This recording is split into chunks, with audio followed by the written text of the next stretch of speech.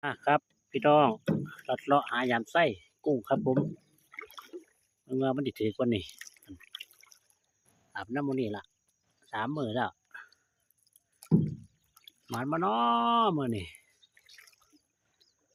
เมืองกันครับปลามันดิหมานบ่ดูน้อเงียบเหงากุ้งกระไดหายากครับ นี่แหละครับน้ำตามปงตะปางทีละช่วงนี้น้ำกำลังลงหายากกันเด้มึงกับมึงกันครับว่ามันสิได้บ่เขาตะปูแล้ว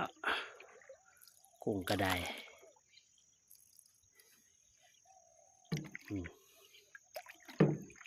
ปงตะปางทีละนี่บ่เอาให้พ่อเม็ดบ่ไปกันครับ